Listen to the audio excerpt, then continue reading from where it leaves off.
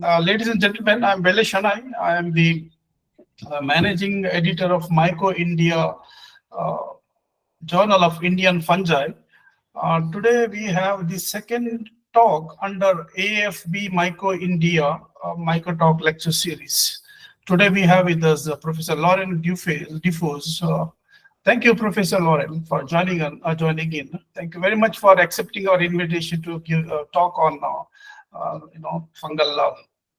Your title of your talk is Filamentous fungi, one of the many players in microbial pigment industrial production. Okay, I would now I request Dr. Sunil Kumar Deshmukh give a brief introduction about the Association of Fungal Biologists, whose president he is actually. Dr. Sunil Kumar Deshmukh, please.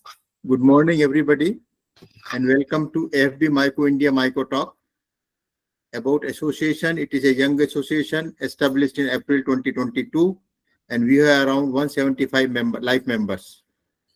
We had our first EGM in December 23 and expected next meeting in October or November 2024. The main idea of bringing this association was to collaborate with the international scientists and the experts in the particular field, particularly in the biotechnology, who are working with the startup and other things.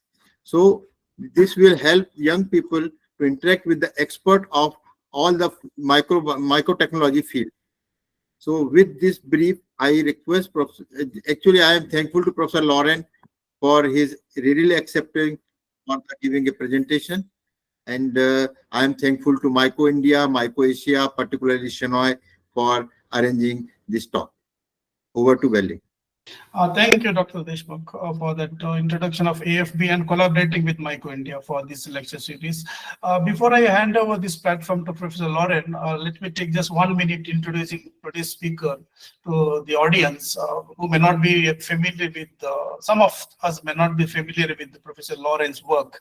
For the benefit of such audience, let me give a brief introduction of Professor Laurent. Professor Laurent Dufossé holds the position of professor at Réunion Island University, France. His academic journey led him to earn Ph.D. in food science from the University of Burgundy in 1993. Between 1995 and 2006, he worked as a lecturer in Quimper.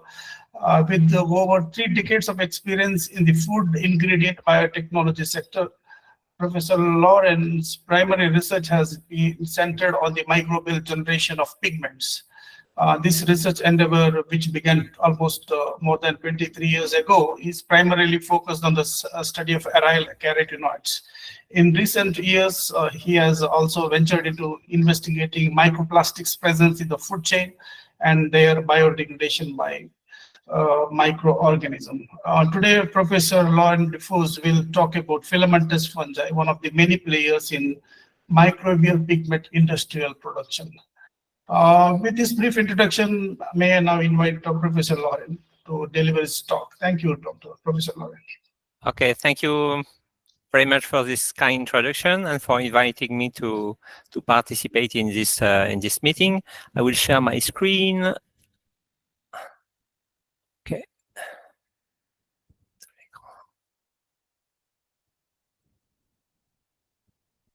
And then switch to the PowerPoint presentation. You can see it now? Yes, it's coming up. Yes. Professor Okay. Laurent, can you just hide that notification, that the small notification, hide it? Yeah. I don't know. I don't know. Must okay.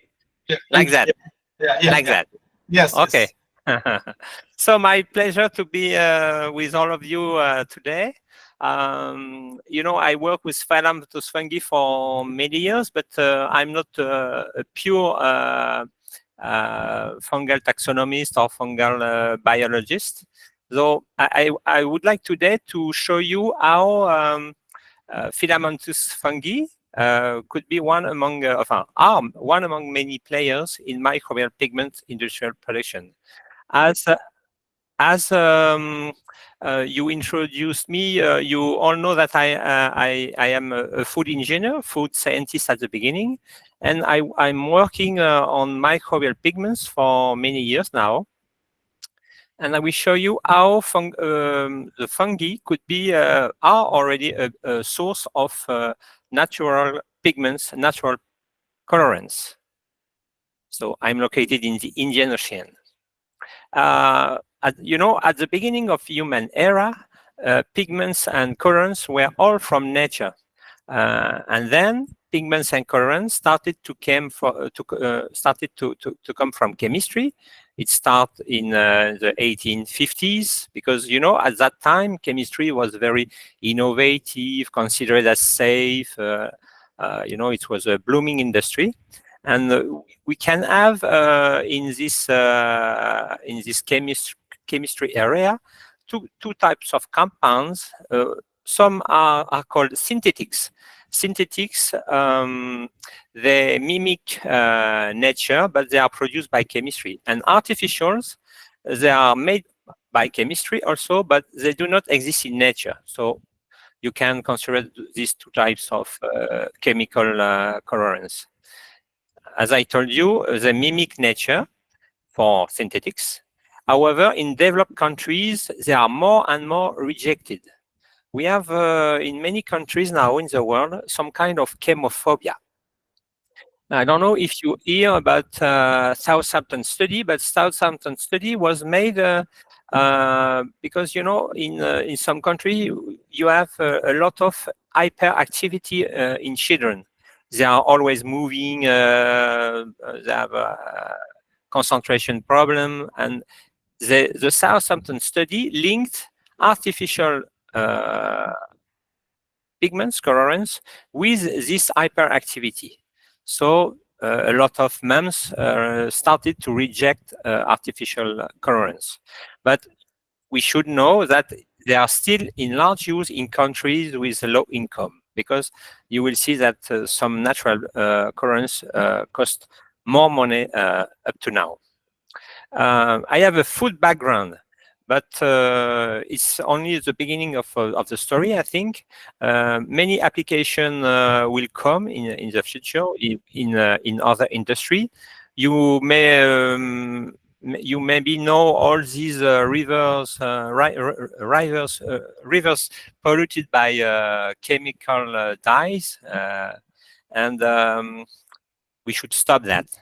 But replacement of chemical dyes is easier in food, in feed. It could be a third step, because lower volumes of pigments, colorants to be produced, and consumers are ready to pay a premium price, higher prices to buy this food or feed with natural colorants. I think textiles, plastics, who use a huge volume of pigments, colorants, will come in a second step. You should also know that consumers, when we speak about pigments and colorants from nature, they do prefer plant origin. It's clearly the most preferred source by consumers, because humans are eating plants for a lot of time, since a long time ago, and moreover, from plants, not limited to plants, many pigments have beneficial effects on health. I mean, they have antioxidant, anti-cancer effect. They bring color, but they have also antioxidant, anti-cancer. For example, carotenoids. But so I said that the plant origin is preferred, but we on the planet Earth we have a problem, because we intend to have many uses for land. I think too many uses for land, because we want to produce food, feed, energy, biomaterials. And to my opinion, humanity must not rely entirely on the use of arable land.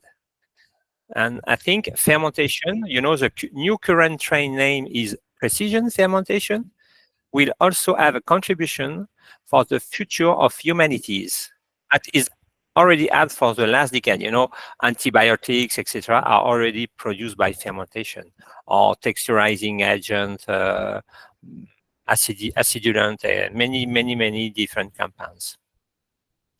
So my core talk is about microorganisms as source of bio-based colorants, and it's some kind to going deep into the rainbow of colorful fungi, yeast, microalgae, and bacteria. So my subject today is to have a broad view of the sources of pigments and colorants from nature.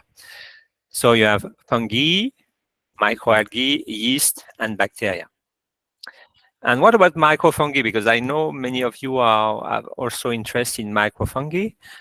We all know that microfungi are producing very nice pigments like azulene, the blue one, or anthraquinones with very nice red hues. Also melanin. So we all have many different papers about these pigments from macrofungi. But I'm not a true specialist of this point. My colleague Rika Raisainen, maybe you could invite her to give a talk, is more specialized in lichen and mushroom pigments. She's based in Finland. And to my opinion, maybe you will not agree with me, but to my opinion, up to now, there is no industrial application according to my current knowledge. But I think, I truly think that there are great opportunities because, you know, large-scale production of mushrooms exists for food or medicines. But you should always keep in mind that mushrooms should be able to compete with other sources.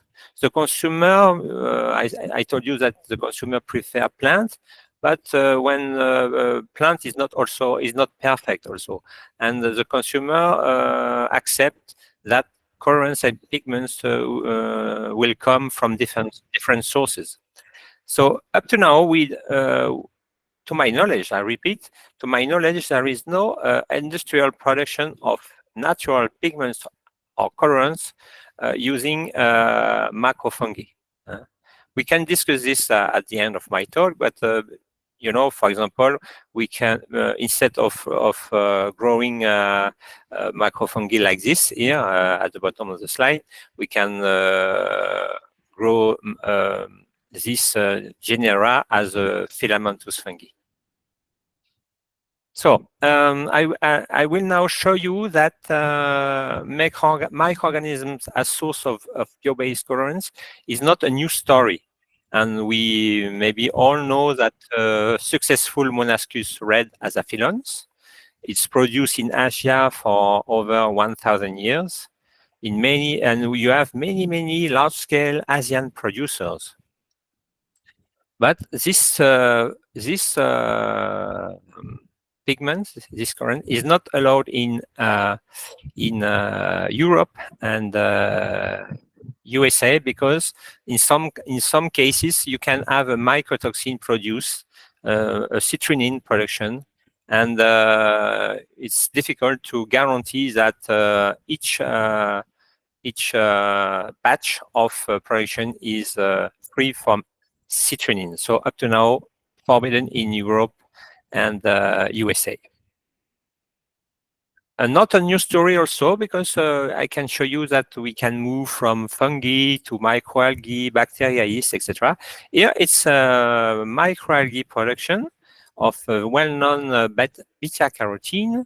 It's an orange pigment, and the microalgae is Dunayella. It's produced for decades. You can see a very nice view of large ponds in Western Australia. And so it's a current production. Not a new story also, because in 1995, DSM, very large Dutch-based group, introduced the first beta-carotene produced by a filamentous fungi, Blackesli trispora. Very successful production. You can have 30 to 40 grams of beta-carotene in the fermentation medium. Very successful. So I show you fungi with azaphilone, microalgae, and here again another fungi. And you have also in Japan, for example, a very successful production of carotenoids mixture by a bacteria. It's Paracoccus carotenifaciens. It's produced by, I told you, a Japanese company since 2007. The product name is Panaferd, and they are using it to give color to egg yolk, so to some aquaculture products. So it's quite successful product. But you have now microbial production of natural colorants pigments, but we had also in the past big failures. And Phaearosoma, the current name is Xanthophyllomyces dangerous. It's a well-known astaxanthin producer, but up to now, million euros were spent without any success. Seems I will be back on this, but things are moving a little bit because we have a company now, Next Ferm, who produce. But the difficulty with this yeast is a big cell wall, and it was very difficult to extract astaxanthin.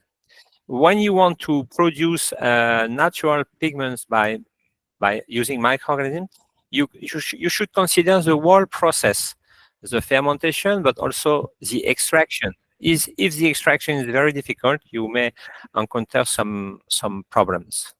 Also, we had starting in the mid 1990s, many genetically modified organisms. At the beginning, it was E. coli, Saccharomyces cerevisiae strains, and million euros were spent without any success. I mean, enough production, enough high level of pigment to be economically viable, because they had low expression, low final concentration of targeted products. So, it was million euros spent in academics, by academics, but also by big groups like DuPont, a very strong chemical industry in the USA and in the world. So you should remind to be successful for production of microbial pigments. You should be cost effective. As I told you, you should be able to have a good biomass level. You should have a good pigment current level in the biomass. You should be able to extract and to purify, to deliver powders of colorants or emulsions or etc. You have to be safe. I mean, of course, if you want to use it in food, no mycotoxin production if fungi is used, and pigments, of course, is non-toxic itself. If you want to use in textile, for example, no allergenicity. And sometimes with microbial pigments, you are lucky to be alone on the market. I mean, microorganisms are able to produce natural structures not found in plants, such as aryl carotenoids. It's a mixture of carotenoid structure with aryl groups, and also azaphilones. Azaphilones are very nice, red, orange, yellow, and they are not produced by plants. In the future, we are already in that future. Molecular biology with new techniques such as genome editing is making big progress with new host organisms. I mean, we forget about E. coli or Saccharomyces. Better workhorses are Corynebacterium glutamicum or Yarovia lipolytica. The bacteria Corynebacterium is used for decades for amino acid production, etc. Anaerobia lipolytica is a yeast very nice to produce lipids and also hydrophobic compounds. And now some authors are able to go up to 35 to 40 grams per liter for some carotenoids, which is nice to be produced at an industrial scale. And also to stay in the past, present, and future, I would say a few words on microalgae business. It's far from fungi, but as I told you, we have competition between all sources. And there is a current bloom on algal research because we have many startups, business showing considerable promise. But I am, and some of you are maybe old enough to know about the previous algae business bloom in the 1990s, the bloom and the crash. People built many big plants with tubes and microalgae growing in that tube, but it was not efficient enough. For example, the algae can grow at the surface at the inner surface of the tube, and no light is coming, and the production stops. If you don't have a cleaning process of the inner part of the tube, but the microalgae business succeed in some cases. You have now some well-established companies. That one is based in Israel, named Algatech, and founded in 1998. And the astaxanthin is produced by the microalgae Hematococcus pluvialis. We are not here to discuss fully about microalgae, but when you grow microalgae, you can grow in open ponds if the microalgae is able to resist to high salinity, very low or very high pH. But if the microalgae request mild condition, you have to grow in almost sterile condition, like in tubes here. And you can have very, very, very large sites like that one. It's an aerial shot of spirulina and astaxanthin farm in Hawaii. The company is Cyanotech. And one of the very nice pigments is phycocyanin. Phycocyanin is produced by spirulina, and its use is increasing in the food sector, in confectionery. It's not perfect as a blue because it's quite unstable, but it imparts very nice color to some food. And you have also, of course, company in India with growing Dunaliella, Chlorella, Spirulina, that one also Paris. And I think I will stop with microalgae at this stage, but some researcher or big companies want to use algae on a very, very, very large scale, huge products. When people want to capture CO2 or produce biofuel, bioplastics, protein for food and feed. And so in that case, pigments and colorants are only small parts of big plants. But no, it's only a project and not a current plants. So back to microbial pigments and colorants. I will show you that we have a well-established company. I told you about Japanese, Dutch, etc. companies. You have also startups. That one, for example, is working with a bacteria. Name is Streptomyces. At the initial idea, the first targets were to produce biosourced ink, and they work with a bacteria. And the name is pili.bio.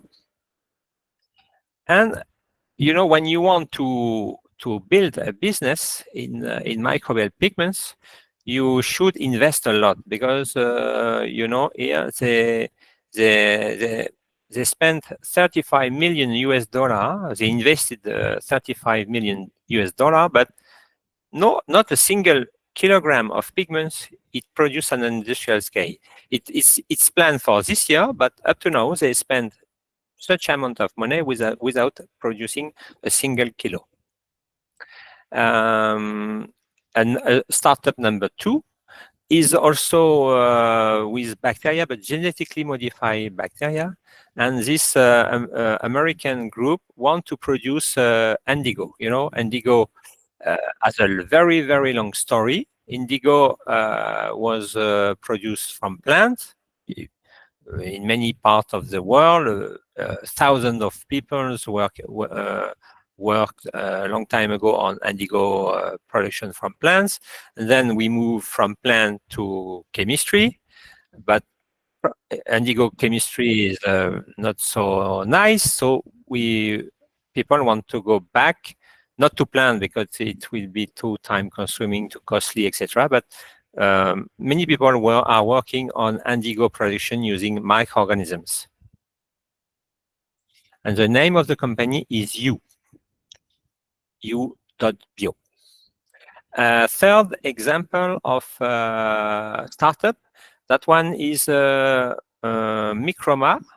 This company emerged in Argentina, and now they have offices in USA, because it's better to be there to attract money for the startup. And Microma is producing fungal food colors, mainly red, but they said that they are able to produce different colors. And also, we as a fungal biologists, etc., we like also to do some screening. And screening is still going at a world level. I show you here an example of the search for alternative strains, I mean non-toxigenic strains for production of molluscus-like pigments. The molluscus-like pigments were described in molluscus, but they are not other species, other genera are able to produce molluscus-like pigments. And it was very funny to see in a few years different strains emerging from different parts of the world. For example, our Brazilian colleagues isolated a fungus, Thalaromyces amestolchiae. In Mexico, it was a penicillium, but Thalaromyces and penicillium are quite close. In Denmark, they isolated Thalaromyces atroroseus, a new species. In Hong Kong, they work with Penicillium magnifi, but magnifi is quite a bad guy with some pathogenic effect. In Japan, it was a penicillium. In Réunion Island, we isolated the Thalaromyces albobiverticillus, all producing molluscus-like pigments.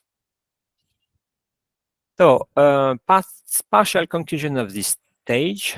Consumer in developed countries want biocolorants, biosource colorants.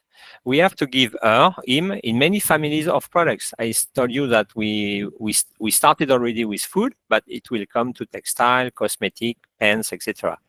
We should be able to give him whatever the source: plants, microorganisms, microalgae. And the consumer is ready to move from on this slide, you can see the Smarties. Smarties is a confectionery product made by Nestle. And at the top of the picture at top is Smarties with artificial chemical colorants. Very bright, intense color. But with the natural source of pigments colorants, we cannot do that. We are able to do at the bottom of the slide. These are the new colors of Smarties. You can compare not the same. But when you explain to the consumer is ready to change. It's the same for if you use dyes for fabrics. Maybe no more intense color, but more pastel, 100% natural. And if you train the consumer, if you explain the consumer is ready to move. It's not always to move a consumer, but in this case it was okay. Then I will move to two case studies. The first one is hydroxyanthraquinones pigments. As I told you, we can find anthraquinoid pigments in some macrofungi, and these kind of pigments, I call them the Dr. Jekyll and Mr. Hyde of the pigment family, because they have good side and bad side. The anthraquinones look like this. It's a group of pigments of quinoid nature. They have a basic structure of 9,10 anthracene and hydroxylated structure like this are able to impart yellow, orange, red color, up to violet, purple. And you can anthraquinone can be found in the plants with a very known madder, Rubia tinctorium. They can be found in insects, in lichen, in filamentous fungi, and also in macrofungi. And here you have all kind of structure. When we work on pigments, we love chemical structures from nature, but there are structures, and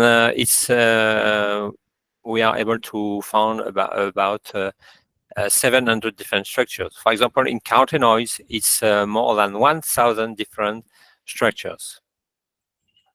And up to now, this anthraquinone, the main anthraquinone in use in the world, is coming from insects.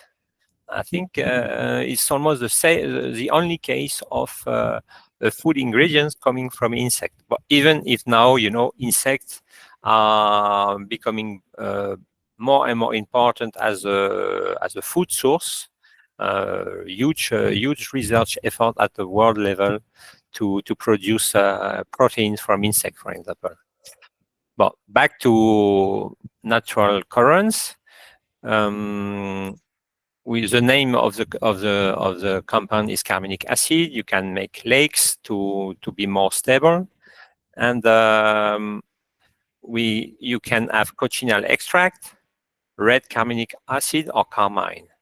And it's strange because you have the DNA intercalating structure, but no toxicity, no carcinogenicity, and the 9,10 anthracene structure is there. And this pigment is used for sausage product, bakery, dairy, confectionery, and it's not alone on the market. It often competes with red beet and anthocyanin in food coloring, but in sausages and meat products, it's a very effective pigment. The Mr. Hyde part is not kosher, not vegetarian, and in the past we observed some adverse reaction. Cochineal extract was described as a source for some anaphylactic shock reaction in a small number of people, but in fact it was not due to the to the pigment itself, but to insect protein residues. And now producers, mainly located, the insect is produced in Central and South America, and they improve the purity of the extracts. And also, when we work at an industrial scale, if you have a big company like Mars or Nestle, you don't like to see a figure like this with prices going up, down, etc. And the price per kilo varies a lot because sometimes you have weather condition or sometimes other agricultural products are paid more than cochineal insects. So the industry invested a lot of money to search for microbial alternative. And I think if the industry succeed, there will be some big difficulty to come in Latin American country producing carmine from insects. And also, you have some kind of news in the food tech papers. For example, here they use the word crushed bugs. Some consumers use crushed bugs. They don't want to eat a food with crushed bug juice in it, etc. So that's why companies are trying to switch from insect to fungal. I think it will be a fungal carminic acid, fungal carmine. We have two kind of processes. Some companies started to introduce insect genes into a genetically modified fungus. And also some other people are looking for microbial anthraquinones similar to carmine. Case study number 2 is about azaphilone. So we are with Monascus. It's a very, very old story. You can see here the fungus. And it's produced for a long time with as a solid state fermentation on cooked rice. And you can use it in your food as a powder form, or you can extract the azaphilone and use as a liquid form or pure, more or less a pure azaphilones. The azaphilones look like this. Azaphilones mean in Latin, I like nitrogen. So the compound is able to combine with different type of nitrogen containing compounds, and you have now many different structures. As I told you, they are not found in plants, and you can have now different list of azaphilones. And as I told you already, mycotoxin citrulline is found in some cases in Monascus products. That's why food use is not allowed in USA and Europe. I told you already a little bit about that. A lot of academics industry looked for Penicillium taromyces species producing Monascus-like pigments. And the most known strain is Talaromyces atroroseus, strain selected by the very effective team from Denmark Technical University. It's process patented. They work closely with a big company named Christian Hansen, one of the world leading food ingredients company. And it was the paper was published in 2013.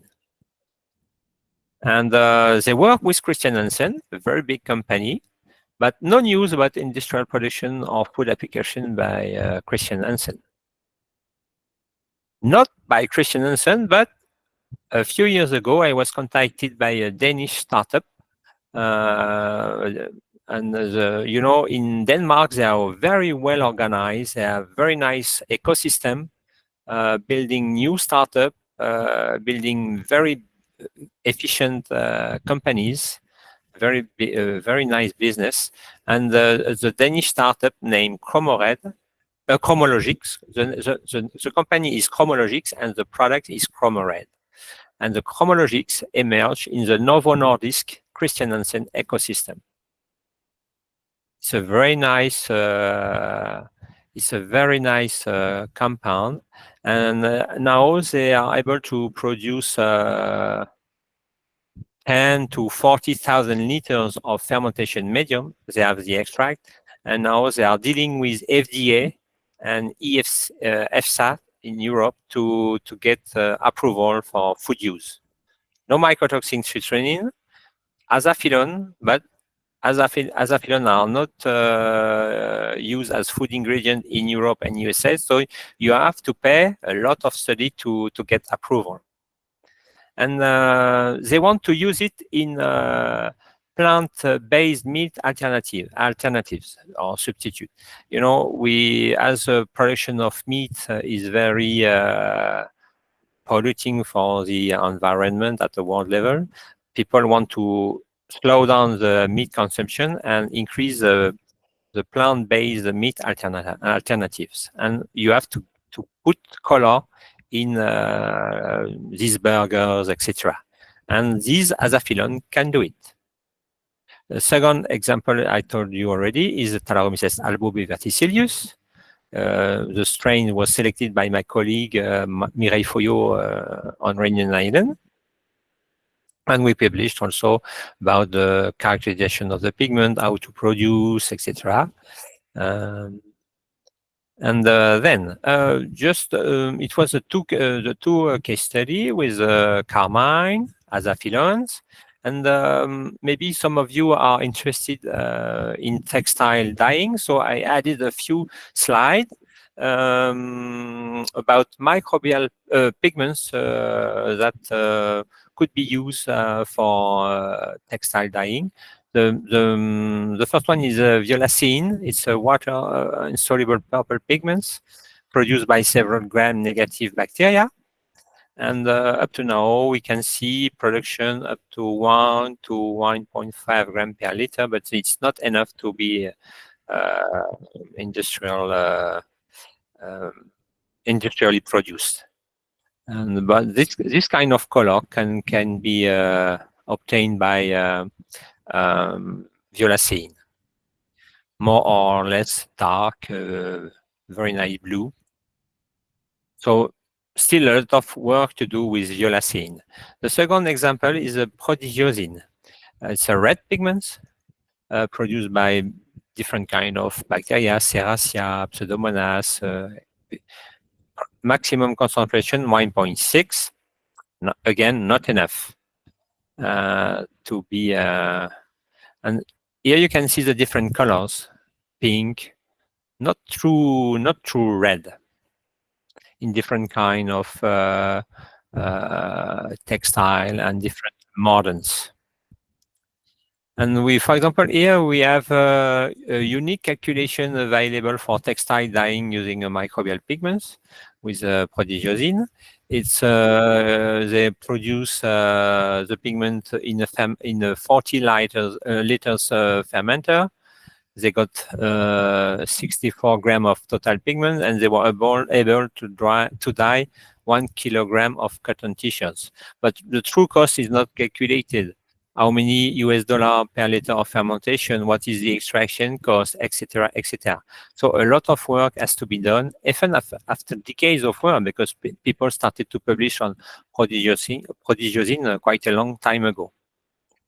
Indigo, I told you already. Indigo is produced by a startup in USA, by the startup P.D. Biotech in France. P.D. Biotech in France, I'm almost 100% sure they will start the industrial production this year because they are ready. Startup in the USA is very difficult to get information about that company. But you know, it's not a new story because GenCore in USA did a lot of work in the early 2000s about microbial production of indigo. You can see here ABC News, etc. But it was not applied at a large scale. But indigo is very, very nice blue. I like it very much. You have also pyocyanin produced by Pseudomonas aeruginosa, but it's a pathogen for humans. So you should be careful when you use a pathogen for humans for producing textile, natural pigments and colorants at a large scale. And okay, so two references about pyocyanin. And also azaphilones. Azaphilones are not so nice for food use. It's okay. For textile, up to now, it's not a very nice colorant. So, as a global conclusion, I wanted to show you a very large view of the natural pigments colorants. a broad view including plant source, microalgae source, bacteria source, of a microbial source with inside bacteria, yeast, filamentous fungi, and maybe one day microfungi production. And it's in some companies they call that fermentation-based coloration, and it's not new because you can see that it's clearly indicating in a DSM strategy document in 2018. Up left, you can see new products form fermentation-based coloration here. And also as a conclusion, I think there is a request in many parts of the world to substitute chemical dyes by natural ones. It's because some, for example, azo dyes are were described as having toxic properties on humans, and also production of chemical dyes pollutes a lot. So we should move from chemistry to fermentation-based industries. And Nestle started the Swiss-based company. Nestle replaced the chemical dyes by natural ones. Kellogg's also. As I show you here, Mars was more reluctant to remove artificial colors because this American-based company said that, oh, chemical dyes are okay, no need to replace by natural ones. But they move also. So Nestle, Kellogg's, Mars, it's a major driving force for natural colorants, including microbial, fungal ones. And I remind you that there is no hegemonic position. You can use up to now in food or feed a pigment from plant, a pigment from microalgae, a pigment from bacteria, etc.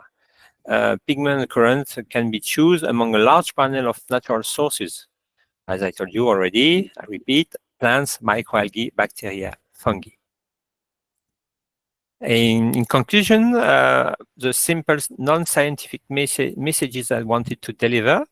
So don't be afraid of microorganisms, because sometimes I'm giving talks in food technology congresses. So not everybody is used to manage microorganisms. Don't be afraid about the use of their metabolites in the industry. As I told you, we use for decades different metabolites coming from microorganisms. And microorganisms may give access to new molecules not produced by plants, such as azaphilones, aryl carotenoids. And why it takes so long to have effective industrial fermentation processes? Because, to my opinion, not enough scientists from public institutes are involved in this field. So, welcome. I fully know that India interest in that natural pigment current field is very strong, and I hope many private company will emerge in India by that, and also in other part of Asia. And also the ingredient-based company already established are not working enough in this area, or at least they do not provide enough information to the scientific community. We can see from time to time patents. I know they want to make money, but it's not enough. They should also deliver knowledge about these natural pigments colorants. So, to my opinion, opportunities exist for students, PhD students, young doctors, young researchers, for developing new startup in this sector or new academic career in this sector. And so it depends if you have an entrepreneurial way of thinking or not. So let's go. And thank you for your attention. My pleasure.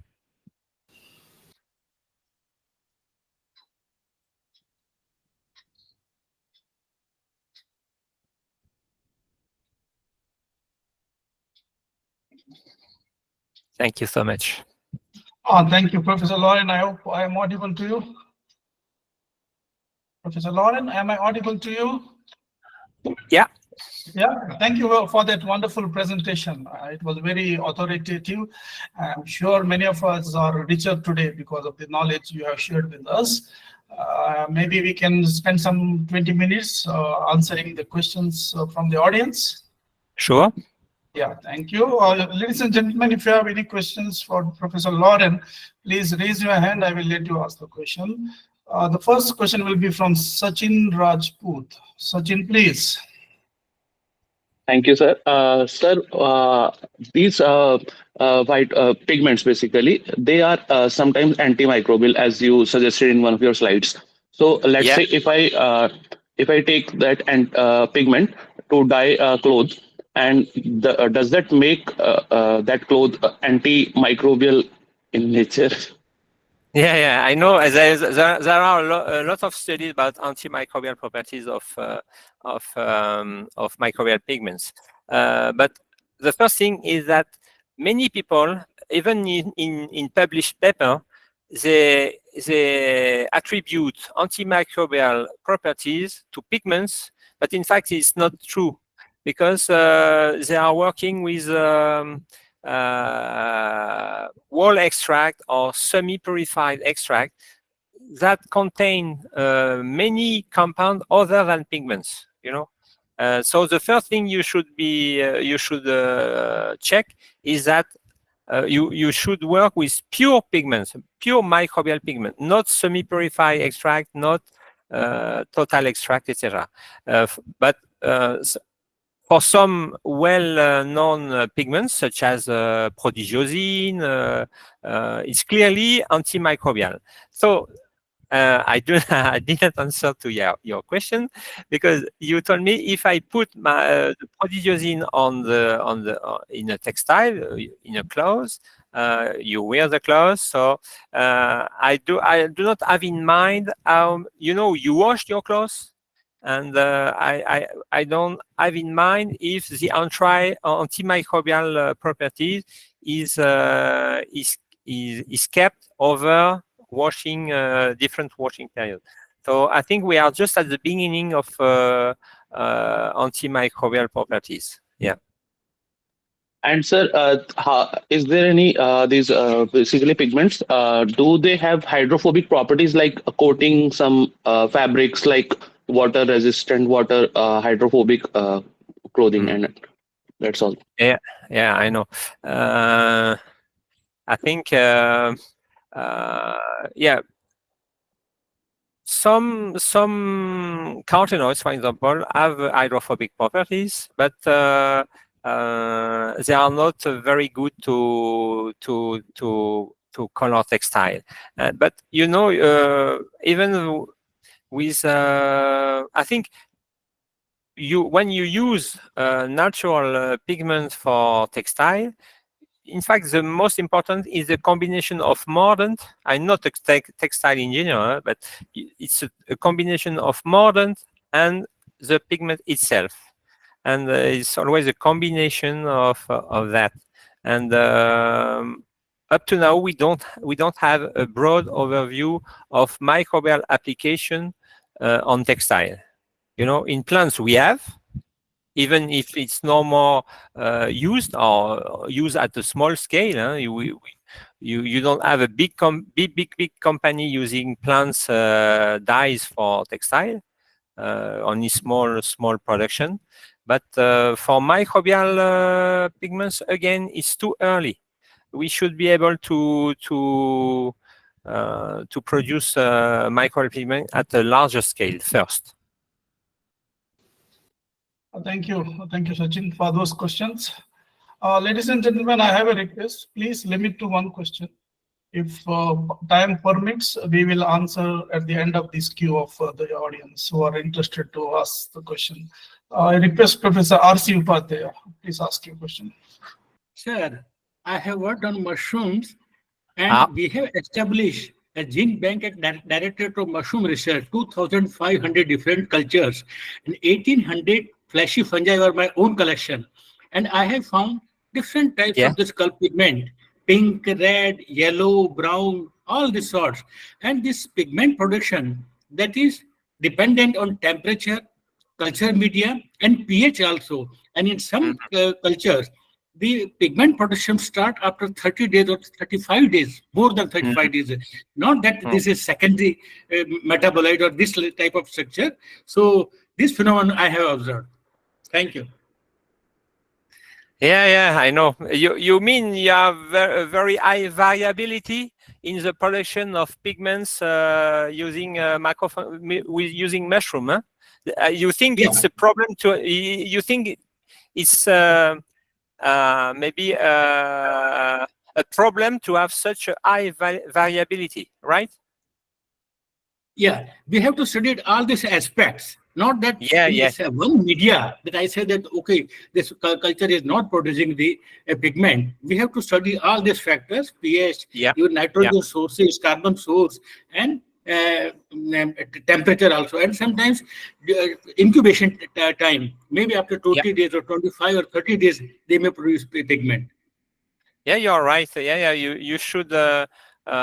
for even for filamentous fungi, we invest a lot of time to find the right medium composition, the right culture time, etc. So it's I think.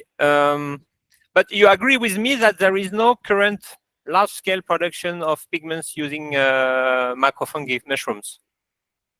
No, in some cultures I have found even intense dark brown pigmentation.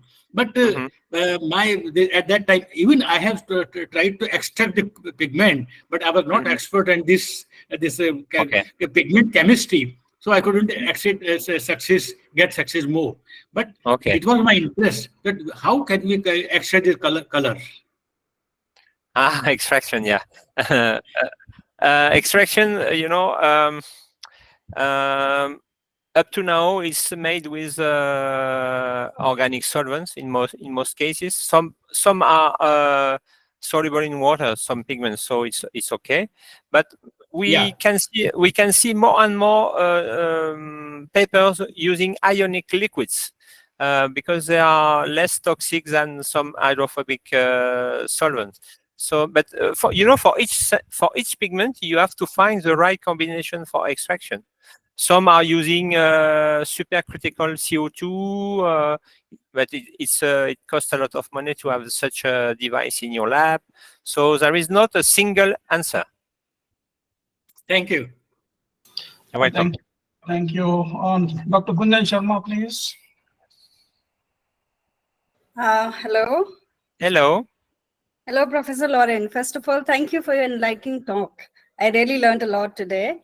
And since you're an expert from the food industry, I would like to ask you that what all regulatory compliances and approvals are required for the commercialization and the use of GM pigments in food industry in your country. In India, it's a lot of regulations, but how much time does it take to get approvals? And is it really time consuming to really work in this area? Thank you. Yeah, very good question. I like it very much because it's a big issue. When you want to launch a new pigment, a new colorant for food, it's quite complex. I can take one example. When you use non-GMO organisms, such as the example I gave you about beta-carotene production using Blackesli trispora in 1995 by the Dutch company, it was quite, I think they take 10 years from the large-scale production in the company to the approval by the European Food Safety Authority. And they clearly explain that it was not a GMO. It was, they made a lot of studies, toxicity studies. They give mouse, rats, etc. They made a toxicity experiment on animals. All was clear, no toxic effect, etc. No. They proved that no mycotoxin was produced, etc., etc. It takes 10 years, and then they get the approval of a fungal colorant for food use. It was the first one in Europe, and now it's okay also in USA, and Blakeslee is okay. But it was a non-GMO filamentous fungi. Now some people are making even betalain. The betalain is a pigment from red beet, and people now are able to make betalain with yeast or fungi. And up to now, we don't have a single approval from FDA or EFSA about GMO producing, but files were submitted by some companies, and we will see in the coming years if they get the approval or not. For example, the Chromologics, the company from Denmark, choose not to make GMO. They are able to make GMO from the Thalaromyces atroroseus, but they didn't want. They wanted to make usual biotech, not CRISPR, Cas9, etc. GMO. And we have also in France. It was discussed a few weeks. In Europe, it was discussed a few weeks ago about the genome editing technique as for biotech. Is it clear from approval or not? And it's not. We don't have the clear answer up to now. But to be brief, it's if you use with a non-GMO, it's quite simple. But if you want to produce microbial pigments with the GMO, you will have more and more money to invest to clear all the aspects. And up to now, no approval of GMO microbial pigments. So solvent extraction is the way to go. Yeah. Yeah, thank you. Thank you, President. Dr. Madhaviti, please. Hello. Hello, sir. Hello. Am I audible? Hello, sir. Am I audible? I hear you. Hello. Yeah. Good afternoon, Professor Laurent. Afternoon. First of all, I'm very thankful to you for delivering such a knowledgeable lecture on fungal pigments. Sir, I want to know that if we are extracting some kind of pigments from pathogenic fungi, so what is the effect of its pathogenicity on the pigments it produces? Can we apply those pigments directly in food industry or in cosmetic industries in which human comes in direct contact to them? What is the effect of its pathogenicity on the particular type of pigment it produces? It was quite complex to hear you. Yeah, a lot of noise. I can hear some child. It's difficult to understand the question because I have a lot of noise coming from the room. Or hello, sir. I'm asking, sir, what is the effect of a pathogenic microorganisms on the pigment it produces? Pathogenic. Yes, sir. Can we use that pigment directly in the food industry or in cosmetic industry, because humans come in direct contact with them? Yeah. I think it's a bad idea to work with pathogenic organisms to produce food or cosmetic pigments, because you have so many different sources that you should prefer using non-pathogenic organisms, to be clear. Okay. Thank you. Ravi Ramanathan. Thank you. Yeah, thank you, Professor, for this excellent talk and the overview of the various natural dyes. Do you see fungi particularly have any advantage versus the other, especially the plant dyes, because they have a lot of issues as well as natural dyes? And then you did touch upon the fermentation aspects. That is where the yield is where the catch is, actually, because these are very low yielding and below 1 gram and all, it does not work. So what is your thinking about the current efforts to increase the yields, and what do you see are the challenges for fungal dyes to be adopted overall as food and textile dyes? Yeah. As I told you, plants. One example is about indigo. Indigo was produced by plants a long time ago, but it's a very labor intensive. I think we will not go back to indigo from plant. There is still indigo production from plants, but at a low scale. So that's why we have too many use of land, as I explained, and fermentation is easier to upscale.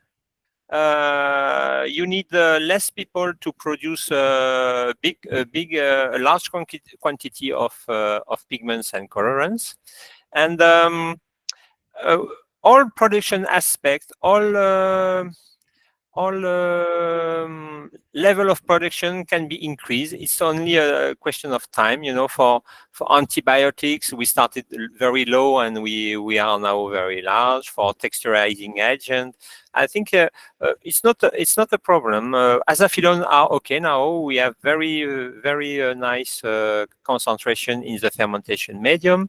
Carotenoids also, we are 40 grams per liter is always a very good concentration level for natural microbial pigments colorants.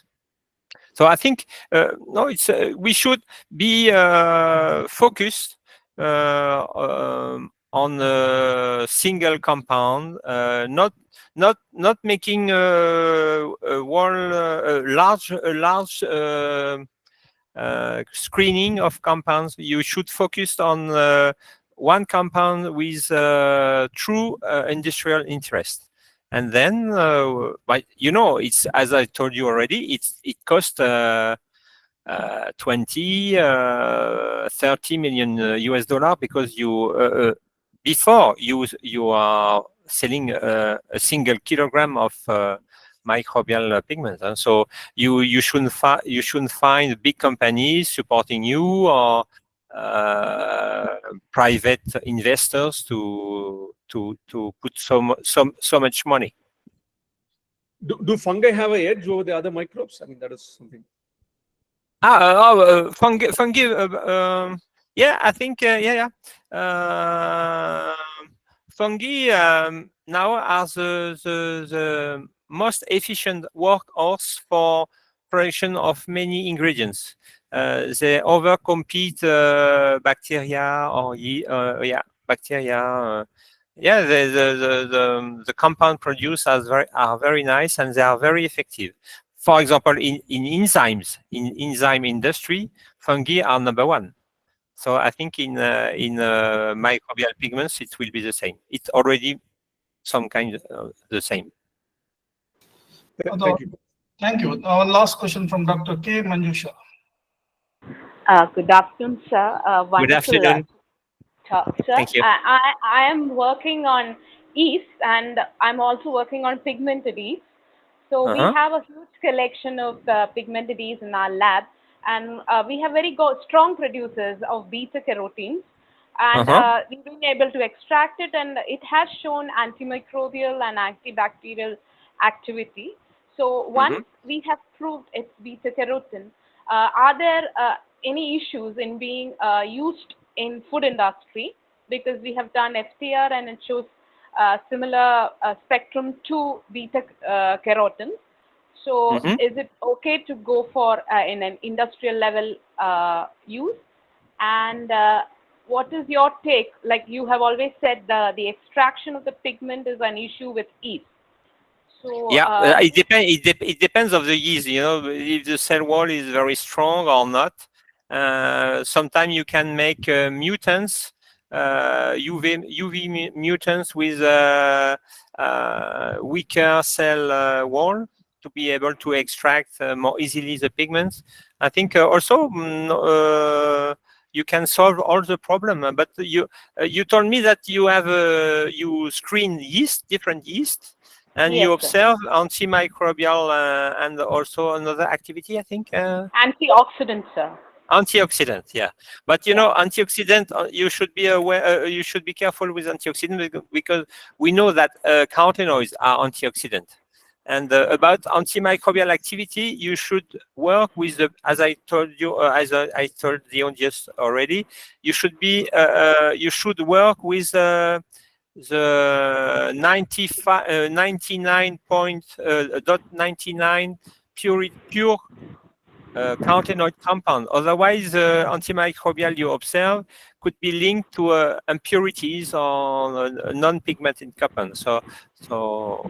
But it's, you know, carotenoids and antimicrobial, it's not clear. It's not clear. It's not fully clear. Sir. No, it was almost, I mean, we had purified it, and that's why I said we had done an FCR and it was comparable then. And we did get activity, antimicrobial activity. But yes, so we'll have to check it out. Like you said, whether it's 99.9%. And another interesting feature that we got is that when we use the whole cell in aquaculture feed, it was imparting color to the fish. We had worked on good news. Good news. In koi carp and Dockenfear filament also. So that as a whole cell, rather than extracting, if we can use in some areas where these whole each cell can be used, I think we can avoid the issues with extraction. And maybe in feed, maybe in maybe in feed, I think you know, feed is easier to, it's a market easier to access feed. But it's strange because when you put microbial pigments in salmon or shrimp, and then you eat the shrimp or the salmon, so you eat also the microbial pigment. But the market is easier to access. That's why the Japanese from the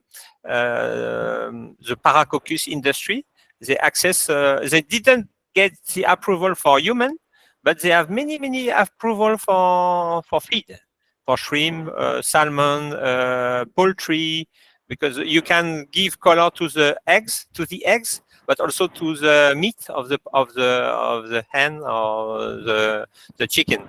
So you know, in some countries they like the chicken meat with yellow or orange color. But yeah, feed is a very good market, easier to access. Yes, sir. And if it's an ornamental fish, it's easier than, since it's not coming to humans, so it's just increasing the ornamental value. Yeah. So you do find that there is scope in this area, right, sir? But you know, red yeast is are very investigated at the world level, and you should be, you know, sometime you discover again red yeast that have been discovered in the Amazon or in the Antarctica, or you know, it's very strange because we like to screen. We like, as a researcher, we like to screen. And we think, we are all thinking that we in our area we will find a unique strain producing a very nice microbial pigments, but in most cases you are finding a strain, a genera or species that has been described in other parts of the world. Yeah, sir. Yeah, that's something to keep in mind. Thank you so much, sir, for that advice. Thank you. My pleasure. Ladies and gentlemen, thank you very much for those questions. Thank you, Professor Laurent, for answering those questions patiently and very enthusiastically. Ladies and gentlemen, I'm aware that there are many unanswered questions. For that purpose, I have already shared Professor Laurent's email ID in the chat box. Feel free to email to him, and whenever he gets time, he will try to reply to your queries. I'm sure he is going to be very happy to answer to your queries. It will be my pleasure to answer. Please diffuse my email, and I will be in contact with you. Always a pleasure to have collaboration from so different countries. Yeah, and any final comments from Dr. Sunil Kumar Deshmukh, the President of Association of Fungal Biologists, before I propose the vote of thanks? Dr. Deshmukh? He has given insight of this pigment production by various microorganisms.